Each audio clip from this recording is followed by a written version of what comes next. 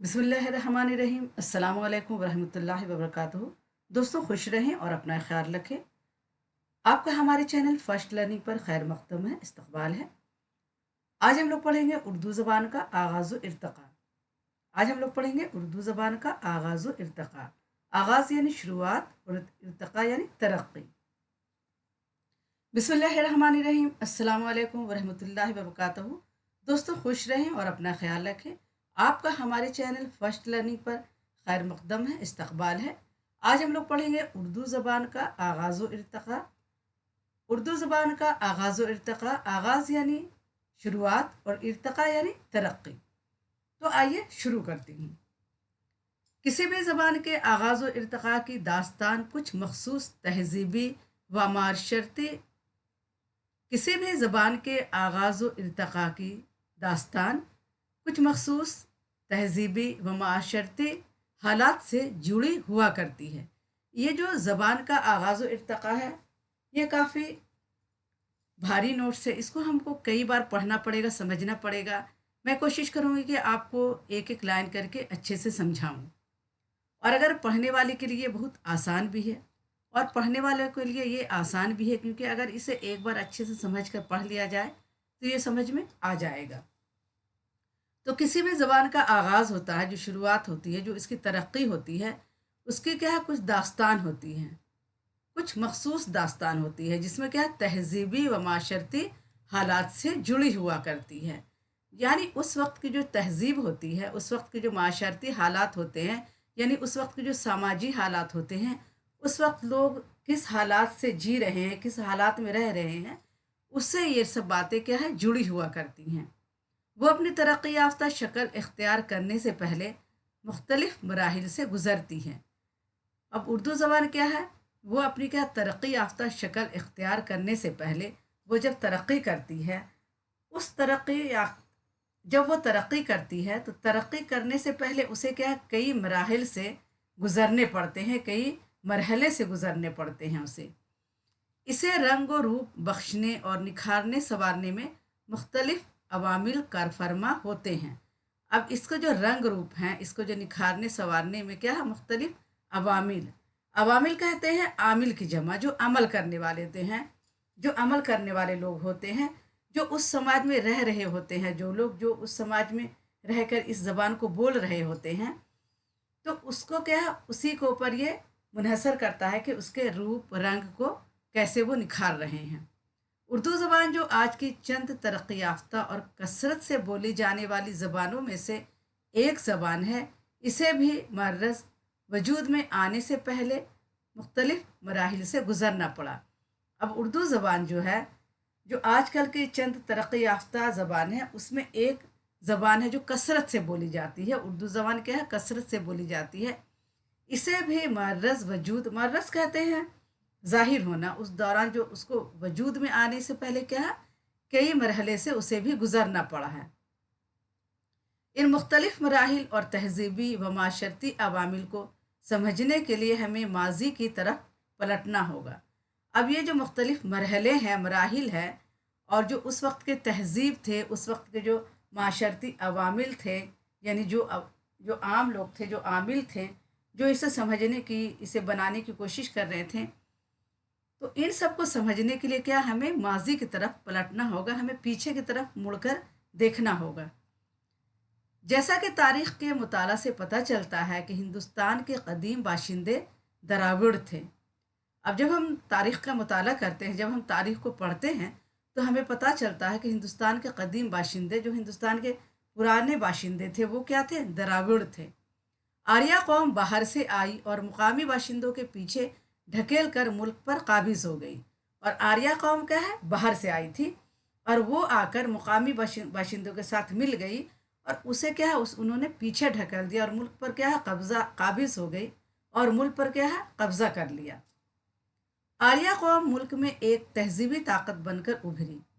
اب آریہ قوم جو ہے ملک میں کیا ہے؟ ایک تہذیبی طاقت بن کر ابھری۔ ان کی زبانوں کو مرکزی حیثیت حاصل ہوئی۔ آریہ قوم نے کیا کیا کہ دراوڑ کو پیچھے ڈھکیل دیا اور اپنے کیا ہے؟ ملک پر قبضہ کر لیا۔ اور آریہ قوم میں کیا ہے؟ اور آریہ قوم کیا ہے؟ ملک میں ایک تہذیبی طاقت بن کر ابھری۔ ان کی زبان کو مرکز ان کی زبان کو مرکزی حیثیت حاصل ہوئی۔ مقامی باشندوں سے میل جول کی وجہ سے آریاؤں کی زبان متاثر ہونے لگی، اور بہت سے لفظوں کا تلفظ کچھ سے کچھ ہو گیا۔ جب آریائی لوگ مقامی باشندوں سے میل جول بڑھانے لگے تو ان کی زبان کیا ہے؟ متاثر ہونے لگی، اور بہت سے لفظوں کا کیا ہے؟ تلفظ کچھ سے کچھ ہو گیا۔ تلفظ یعنی جو بات ہم زبان سے ادا کرتے ہیں۔ آریاؤں نے اپنی زبان کو منظم اور محفوظ رکھنے کے لیے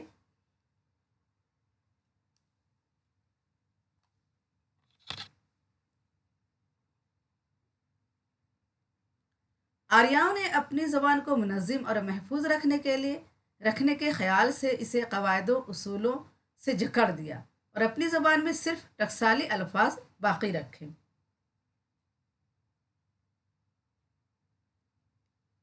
آریاؤں نے اپنی زبان کو کیا ہے؟ منظم رکھنے کے لیے، یعنی اسے محفوظ رکھنے کے خیال سے اسے قواعدی اصولوں میں جکڑ دیا، یعنی اسے قواعد کے اصول میں جکڑ دیا، اور اپنی زبان میں صرف ٹکسالی الفاظ باقی رکھے۔ ٹکسالی الفاظ یعنی جو صرف جانچا پرکھا کھرا الفاظ ہوں۔ مقامی اثرات سے پاک و صاف ہو کر ان کی زبان نے اپنا معیار باقی رکھا، اور اس معیاری زبان نے سنسکرت یعنی شستہ کا نام پایا۔ اور یہ زبان کیا ہے؟ مقامی اثرات سے پاک و صاف ہو کر ایک ایک معیار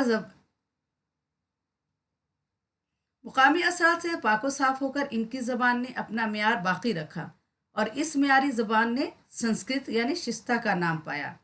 اس زبان کو کافی فروغ حاصل ہوا، لیکن اس کا رشتہ عوام سے کٹ گیا۔ اب اس زبان کو کیا ہے؟ پاک صاف بنایا گیا، اور اس کا ایک معیار باقی رکھا گیا، لیکن یہ زبان کیا ہے؟ اس زبان کو بہت فروغ بھی حاصل ہوا، لیکن اس زبان کا رشتہ کیا؟ عوام سے کٹ گیا، کیونکہ عوام کیا ہے؟ بالکل سادہ اور آسان زبان بولنا چاہتی ہے، کیونکہ عوام کیا ہے؟ سادہ اور آسان زبان بولنا چاہتی ہے، لیکن اسے کیا ہے؟ بالکل ٹکسالی زبان بنا دیا گیا، اور قواعدی اصولوں میں اسے جکڑ دیا گیا، اس لیے عوام کا رشتہ اس سے کیا ہے؟ ٹوٹ گیا۔ لیکن اس کا رشتہ کیا ہے؟ عوام سے کٹ گیا، اور وہ ایک مخصوص دائرے تک سمٹ کر رہ گئی۔ عوام کی زبان مختلف علاقوں میں تھوڑے فرق کے ساتھ ایک خاص رسم خط میں موجود رہی، اور عوام کی زبان کیا ہے؟ مختلف علاقوں میں تھوڑے فرق کے ساتھ خاص رسم خط میں موجود رہی، اور اسے پراکرت کا نام دیا گیا۔ اور اسے کیا نام دیا گیا؟ پراکرت کا نام دیا گیا۔ یہ پراکرت برابر ترقی کرتی رہی، اور مختلف علاقوں میں وہ مختلف روح اختیار کرتی رہی۔ یہ پراکرتک برابر ترقی کرتی رہی، اور مختلف علاقوں میں وہ مختلف روپ اختیار کرتی رہی۔ اسی زمانے میں مہاراشٹری، شورسینی، ماگدھی اور پشپاچی نامی 5 پراکرتک نمایاں تھے۔ اور اسی زمانے میں کیا ہے؟ اور بھی پراکرتک نمایاں ہوئی، نام کیا ہے؟ مہاراشٹری، شورسینی، ماگدھی اور پشپاچی۔ آگے چل کر ان پراکرتوں نے بھی ادبی حیثیت حاصل کر لی، اور عوام سے ان کا تعلق منقطع ہو گیا۔ اب جو بھی زبان تھی وہ ادبی حیثیت حاصل کر لیتی تھی، لیکن اس سے کا کیا ہے؟ عام لوگوں سے، عوام سے ان کا تعلق کیا ہے؟ کٹ جاتا تھا۔ عوام عام بول چال کی زبان بولتے رہیں، جس میں مختلف بولیوں کی آمیزش ہوتی۔ اہل علم حقارت سے اسے अवाम आम बोलचाल की ज़बान बोलते रहें। अवाम जो है, जो आम लोग हैं, वो आम बोलचाल की ज़बान बोलते रहें, जिसमें मुख्तलिफ़ बोलियों की आमेज़िश होती है। जिसमें क्या है, कई बोलियों की आमेज़िश होती है, यानी कई बोलियाँ मिली जुली होती हैं। अहले इल्म अहले इल्म हकारत से इस अवामी ज़बान को अपभरनिश यानी बिगड़ी हुई ज़बान कहते हैं।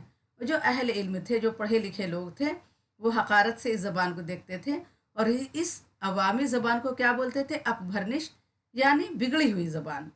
लेकिन अवाम में इसकी मकबूलियत बढ़ती रही। अहल अहले इल्म भी इस ज़बान की तरफ मुतवज्जा हुए और दूसरी बोलियां भी इससे मुतासिर हुईं। और अहल इल्म भी क्या है, इस ज़बान की तरफ मुतवज्जा हुए और दूसरी बोलियां भी इससे मुतासिर हुईं। इन अपभरनिशों की नशोनुमा शुमाली हिंद में 600 से की नशोनुमा शुमाली हिंद में 600 ईस्वी से 1000 ईस्वी तक होती रही। फिर इसकी इर्तका की रफ्तार रुक गई। और इसकी नशोनुमा क्या है, यानी जो ये फल फूल रहा था, ये 600 ईस्वी से 1000 ईस्वी तक। और इसकी नशोनुमा यानी ये जो फल फूल रहा था ये ज़बान, इसकी नशोनुमा क्या है, 600 ईस्वी से 1000 ईस्वी तक होती रही। फिर इसके इर्तका की रफ्तार रुक गई। फिर इसके क्या है, तरक्की की जो रफ्तार रुक गई और मुख्तलिफ अपभरनिशों से जदीद हिंद आरियाई ज़बानों की तश्कील के लिए राह हमवार हुई। उर्दू ज़बान की तश्कील का भी यही ज़माना है। और उर्दू ज़बान की जो तश्कील है, इसका भी क्या है, यही ज़माना है।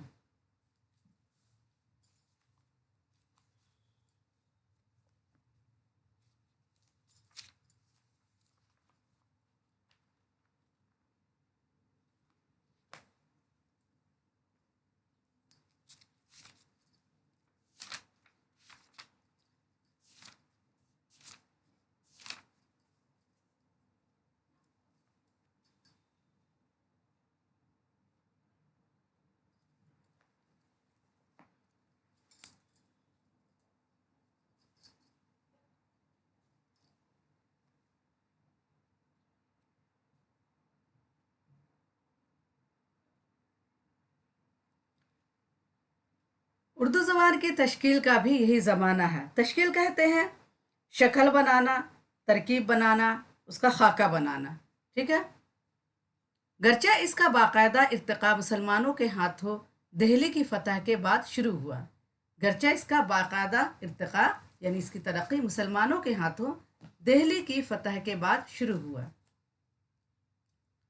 दो आबा शोरसीनी प्राकृतिक का इलाका था।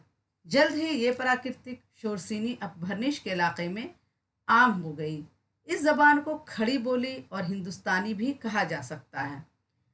दोआबा शोरसीनी क्या है, प्राकृतिक का इलाका था। जल्द ही ये प्राकृतिक शोरसीनी अपभरनिश के इलाके में आम हो गई। यानी जो शोरसीनी थी अपभरनिश के इलाके में आम हो गई। इस ज़बान को खड़ी बोली और हिंदुस्तानी भी कहा जा सकता है। इसी ज़माने में मुसलमान इस इलाके में अरबी व फ़ारसी ज़बान के साथ आए। अरबी व फ़ारसी ज़बानों के अल्फाज खड़ी बोली में दाखिल होने लगे, जिससे नई ज़बान उर्दू के लिए राह हमवार हुई। मुसलमानों की आमद से उर्दू ज़बान की तरक्की की रफ्तार में यकीनन तेज़ी आई, लेकिन उर्दू के इब्तदा को मुसलमानों की आमद से मंसूब करना किसी तरह मुनासिब नहीं। ये एक लसानी मजहर था जो बहरहाल वजूद में आता, गर्चा इसके वजूद में आने में काफ़ी ताख़ीर होती। बकौल डॉक्टर सीनी कुमार चटर्जी, अगर मुसलमान शुमाली हिंद में दाखिल ना हुए होते तो जदीद हिंद आरियाई ज़बानों के आगाज़ में काफ़ी ताख़ीर हुई होती। इस तरह शोरसीनी, अपभरनिश और अरबी व फ़ारसी ज़बानों की आमेज़श से उर्दू ज़बान के खदोखाल नुमाया होने लगे। अब इस तरह क्या हो गया, शोरसीनी, अपभरनिश और अरबी व फ़ारसी ज़बानों की आमेज़श से यानी इसके मिलने से, इनकी मिलावट से क्या, उर्दू ज़बान के खदोखाल नुमाया होने लगे। उर्दू और शुमाली हिंद में 200 साल तक तश्कील दौर से गुजरने के बाद 13वीं सदी में इसने अपने आगाज़ इर्तक़ा का बाग़ायत और शुमाली हिंद में 200 साल तक तश्कीली दौर से गुजरने के बाद 13वीं सदी में इसने अपने आगाज़ व इर्तिक़ा का बाकायदा सफ़र शुरू किया और इसे क्या है 200 साल लगे अपने कदोखाल को नुमाया करने में। और इस 200 साल की तश्कीली दौर से गुज़रने के बाद 13वीं सदी में इसने क्या है अपने आगाज़ व इर्तिक़ा का बाकायदा सफ़र शुरू किया। इस तरह उर्दू ज़बान के आगाज़ की वही तारीख़ है जो फ़तह दहली की है, और इस तरह क्या है उर्दू ज़बान के आगाज़ की वही तारीख़ है जो फ़तह दहली की है। फ़तह दहली के बाद मुख्तलिफ़ इलाक़ों से लोग दहली आने लगे। आने वाले लोगों में ज़्यादातर लोगों की ज़बान पंजाबी थी और नवाह दहली में हरियाणी, खड़ी बोली, ब्रिज भाषा और मेवाती ज़बानें बोली जाती थीं। इन ज़बानों के लसानी इम्तिजाज से एक नई ज़बान वजूद में आई और दहली जो लोग आते थे, आने वाले लोगों में ज़्यादातर लोगों की ज़बान क्या पंजाबी थी और नवाह दहली में हरियाणी, खड़ी बोली, ब्रिज भाषा और मेवाती ज़बान बोली जाती थी। इन ज़बानों के लसानी इम्तिजाज से यानी इनके मिलने से एक नई ज़बान वजूद में आई जिसे पहले रेख्ता, हिंदवी, हिंदी और बाद में उर्दू का नाम दिया गया। और जिसे क्या है एक नई ज़बान जो वजूद में आई जिसे पहले रेख्ता, हिंदवी, हिंदी और बाद में क्या है उर्दू का नाम दिया गया। इस तरह शुमाली हिंद में मुसलमानों और दूसरी ज़बान बोलने वालों के मेल जोल से उर्दू ज़बान के नशोनुमा के लिए राह हमवार हुई। इस तरह क्या शुमाली हिंद में जो मुसलमान और दूसरी ज़बान बोलने वाले के मेल जोल से यानी मिलने जुलने से उर्दू ज़बान के नशोनुमा के लिए यानी इसे बढ़ने फलने फूलने के लिए क्या राह हमवार हुई। इसका रास्ता क्या आसान हो गया। ये ज़बान अवाम ही तक महदूद नहीं रही बल्कि इस ज़माने के फ़ारसी व तुर्की शोरा ने भी इस ज़बान की तरफ तवज्जो दी। चुनांचे इस ज़माने के एक शायर ख्वाजा साद सुलेमान ने इस नई ज़बान में इशार कहे हैं। पृथ्वीराज ने अपनी रासों में इस ज़बान के अल्फाज इस्तेमाल किए हैं। फिर 100 साल बाद खुसरू ने अपनी पहेलियों और मकरनियों में खड़ी बोली यानी उर्दू के बुनियादी असास में इशार कहे हैं और अपने हिंदवी कलाम पर फ़ख्र भी किया है। खुसरू के अलावा इस ज़माने में जो फ़ारसी ज़बान में किताबें लिखी गईं इनमें चौधरी, मंडी, राज, घड़ियाल वगैरह जैसे अल्फाज इस्तेमाल किए गए हैं।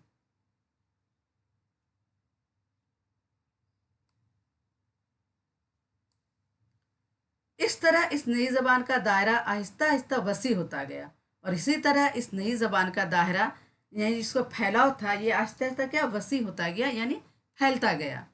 इस ज़बान को वसअत देने में इन फ़ौजियों का बड़ा हाथ है जो मुख्तलिफ़ इलाक़ों से दहली में जमा थे। अब इस ज़बान को वसअत देने में यानी इसे फैलाने में फ़ौजियों का भी बहुत बड़ा हाथ है क्योंकि ये क्या मुख्तलिफ़ इलाक़ों से आते थे, आस पास के दूर दूर के हर इलाके से दहली में जमा होते थे। ये फ़ौजी आपस में इसी ज़बान में बातचीत करते थे जो दिल्ली और इसके करीब ज्वार में राइज थी। और ये फ़ौजी जो है क्या आपस में उसी ज़बान में बातचीत करते थे जो दिल्ली और उसके करीब आसपास के इलाके में राइज थी। और ये राइज ज़बान खड़ी बोली थी और ये जो ज़बान थी क्या थी खड़ी बोली थी जिसमें पंजाबी, हरियाणी और ब्रिज बोलियों की आमेजिश थी। जिसमें क्या है पंजाबी, हरियाणी और ब्रिज बोलियों की क्या है मिलावट थी, आमेजिश थी। ये फ़ौजें मुख्तलिफ़ इलाक़ों में आती जाती रहती थी जिससे इस नई ज़बान को काफ़ी फ़रोग़ हासिल हुआ। और ये फ़ौजें क्या है मुख्तलिफ़ इलाक़ों में आती जाती रहती थी जिससे इस ज़बान को क्या है काफ़ी फ़रोग़ मिला क्योंकि फ़ौजी जब दिल्ली में रहते थे तो इसी ज़बान यानी खड़ी बोली में बातचीत करते थे और ये आसपास के जहाँ भी जिस इलाके में भी जाते थे वो इसी ज़बान में बात करते थे जिससे क्या है इस नई ज़बान को क्या है फ़रोग़ हासिल हुआ, इसे बढ़ावा मिला। इन फ़ौजियों के अलावा इन मालगुजारी वसूल करने वाले मुलाजमीन की कोशिशों से भी इस नई ज़बान को फ़रोग़ हासिल हुआ जो अवाम से राब्ते के लिए मुकामी ज़बान बोलते थे और साथ ही फ़ारसी इस्तिलाहों से भी काम लेते थे। अब इन फ़ौजियों के अलावा क्या है मालगुजारी वसूल करने वाले जो मुलाजमीन थे, जो मुलाजिम थे, वो भी क्या है इस नई ज़बान को वो भी क्या है इस नई ज़बान में भी बातचीत करते थे। अवाम से जो वो राब्ता कायम करते थे वो मुकामी ज़बान बोलते थे और इससे क्या है इस ज़बान को क्या है फ़रोग़ हासिल हुआ और साथ ही क्या फ़ारसी इस्तिलाहों से भी काम लेते थे। لیکن اس زبان کے فروغ اور نشوونما میں صوفیائے اور بزرگان دین کی خدمات سب سے زیادہ ہیں۔ کیا ہے ان زبان کو فروغ میں کیا ہے؟ فوجیوں کو بھی ہاتھ شامل ہے اور اس لیکن اس زبان کے فروغ میں کیا ہے؟ اس زبان کے فروغ میں فوجیوں کا بھی ہاتھ شامل ہے، ساتھ ساتھ جو صوفیہ کرام تھے، جو بزرگان دین تھے، ان کے خدمات میں کیا ہے؟ سب سے زیادہ انہوں نے اس زبان کے فروغ میں کیا ہے؟ صوفیہ کرام اور بزرگان دین کی خدمات بھی سب سے زیادہ ہیں، کیونکہ وہ عوام کو اپنا پیغام جو پہنچاتے تھے وہ عام زبان کے ذریعہ ہی پہنچاتے تھے، جنہوں نے عوام تک اپنا پیغام پہنچانے کے لیے اس زبان کو اپنا ذریعہ بنایا۔ ان بزرگوں کا حلقہ بہت وسیع تھا۔ یہ جو بزرگ تھے اپنا پیغام کیا کرتے تھے؟ عام زبان میں پہنچاتے تھے، جو اس وقت زبان چل رہی تھی، اسی زبان میں وہ اپنا یہ پیغام عام لوگوں تک پہنچاتے تھے۔ اور ان بزرگوں کا جو حلقہ کیا تھا؟ بہت وسیع تھا، بہت پھیلا ہوا تھا۔ یہ اپنا پیغام پہنچانے کے لیے ہر طبقے اور ہر فرقے کے پاس جاتے تھے۔ اس طرح ان کے پیغام کے ساتھ ساتھ اس نئی زبان کا دائرہ بھی وسیع ہوتا گیا۔ اب یہ لوگ جو اپنا پیغام پہنچاتے تھے وہ ہر طبقے اور ہر فرقے کے پاس جاتے تھے، اور اس طرح ان کے پیغام کے ساتھ ساتھ کیا ہے؟ اس نئی زبان کا بھی دائرہ وسیع ہوتا گیا۔ ان بزرگان دین کے مواعظ و ملفوظات میں اس نئی ان بزرگان دین کے مواعظ و ملفوظات میں اس نئی زبان کا عکس واضح طور پر موجود ہے۔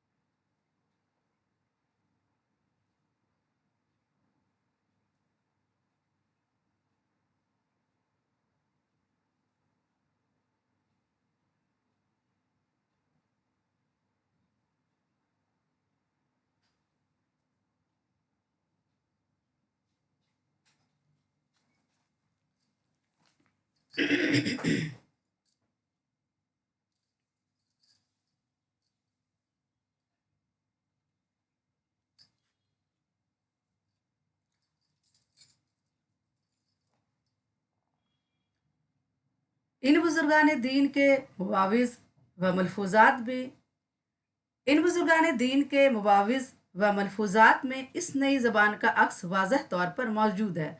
مواعظ یعنی نصیحتیں کرنا، ملفوظات یعنی زبان کی ادائیگی کرنا۔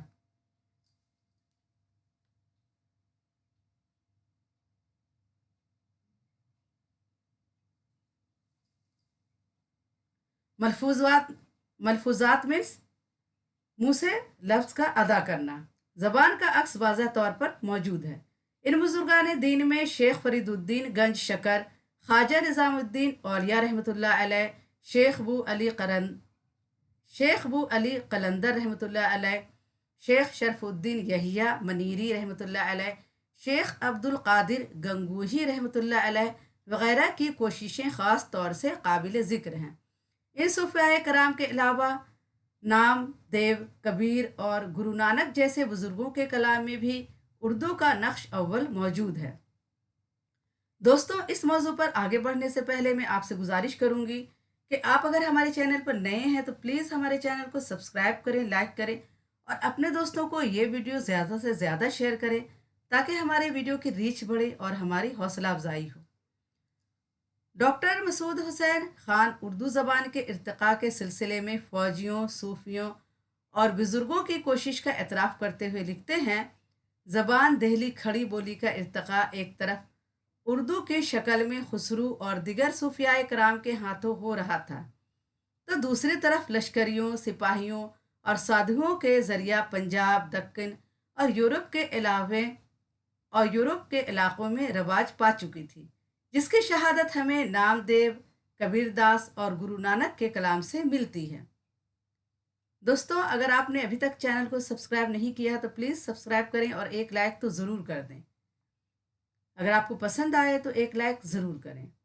शुमाली हिंद में नशोनुमा पाने वाली ज़बान को दक्कन में 14वीं सदी के शुमाली हिंद में नशोनुमा पाने वाली ज़बान दक्कन में 14वीं सदी के अवाखिर में पहुंचती है। अलाउद्दीन खिलजी और मुल्क काफूर के हमलों और सुफ़ाए कराम के कोशिशों से दक्कन में उर्दू के लिए राह हमवार हुई, लेकिन इस ज़बान की तरक्की और फ़रोग़ के इम्कानात सही मानों में इस वक्त रोशन हुए जब मोहम्मद बिन तुगलक ने दौलत आबाद को अपनाया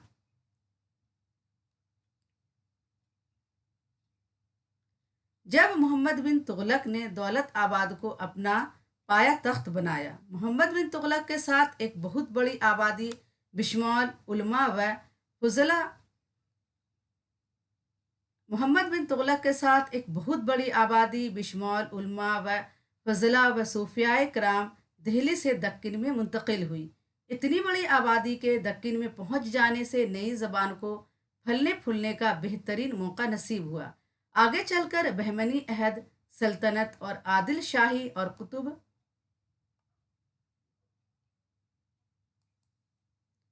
कुतुब शाही सलातीन के ज़ेर साया इस ज़बान को बहुत फ़रोग़ हासिल हुआ और मिराजुल शाकीन, ख्वाजा बंदा नवाज, शहादतुल हकीकत, शमशुल अशाक, इरशाद नामा, शाह बुरहानुद्दीन जानम, कुलियात मोहम्मद, कुली कुतुब शाह अली आदिल शाह सानी, फूलबन इब्न निशाती, पंछी वजदी, कुलियात सिराज औरंगाबादी और कुलियात वली दकनी जैसे शाहकार कारनामे उर्दू ज़बान के फ़रोग़ इर्तिक़ा की रोशन दलील हैं। ये ताज्जुब की बात है कि उर्दू ज़बान शुमाली हिंद के मुकाबले में दक्कन में देर से पहुंची, लेकिन बहुत जल्द वहाँ एक वक़ी और लेकिन बहुत जल्द वहाँ एक वक़ी अदबी सरमाया वजूद में आ गया।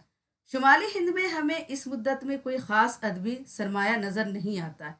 ये ज़बान बोलचाल की ज़बान रही और फ़ारसी ज़बान को अदबी हैसियत हासिल रही। हमें अदबी सरमाया के तौर पर बाज़ बुज़ुर्गों के मलफूज़ात, अमीर खुसरू की तख्लीक़ात, अफ़ज़ल पानीपती की बुकेट कहानी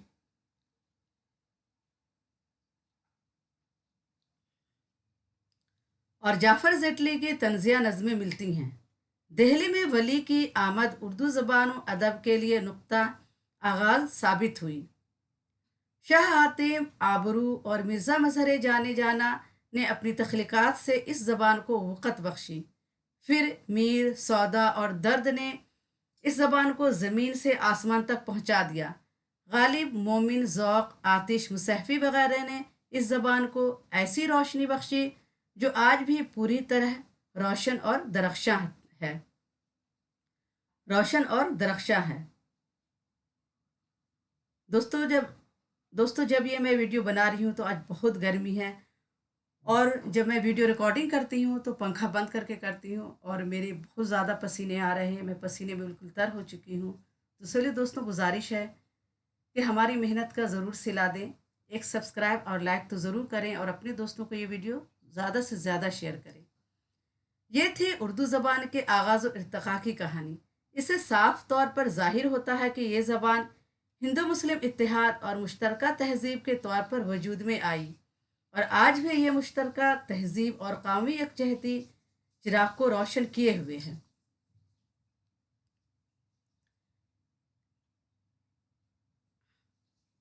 یہ تھی اردو زبان کے آغاز و ارتقاء کی کہانی۔ اس سے صاف طور پر ظاہر ہوتا ہے کہ یہ زبان ہندو مسلم اتحاد اور مشترکہ تہذیب کے طور پر وجود میں آئی، اور آج بھی یہ مشترکہ تہذیب قومی یکجہتی چراغ کو روشن کیے ہوئے ہے۔ یہ زبان جو ہے ہندو مسلم مشترکہ تہذیب یعنی ملی جلی تہذیب کے طور پر وجود میں آئی، اور آج بھی یہ مشترکہ تہذیب جو ہندو مسلم سکھ عیسائی جو ہندوستانی تہذیب ہے، اسی تہذیب اور قومی یکجہتی کے چراغ کو روشن کیے ہوئے ہے۔ تو دوستوں، آج کے لیے اتنا ہی کافی ہے۔ انشاءاللہ اگلی ویڈیو میں پھر ملاقات کروں گی۔ اللہ حافظ۔